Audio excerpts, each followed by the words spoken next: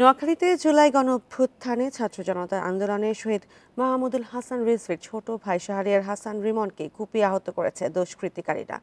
Bundle থাকলে প্রতি সেনমানিতে টাকা বাঁচবে। বিকাশ সেনমানি বান্ডেল কিনে জিতুন প্রতি লেনদেনে।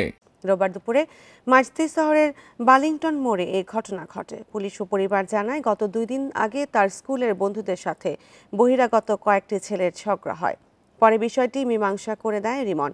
এই ঘটনার জেরে বিকেলে স্কুল থেকে বাসায় ফেরার পথে ওই ছেলেরা তাকে পেছন থেকে অতর্কিত হামলা চালায়। এ সময় তাকে কুপিয়ে গুরুতর আহত করে। পরে স্থানীয়রা তাকে উদ্ধার করে 250 শয্যা নোয়াখালী জেনারেল হাসপাতালে নিয়ে যায়। পরে আঘাত গুরুতর হওয়ায় চিকিৎসক তাকে ঢাকা মেডিকেল কলেজ হাসপাতালে রেফার করে। অভিযুক্তদের গ্রেপ্তারের চেষ্টা চলছে বলে জানিয়েছে পুলিশ।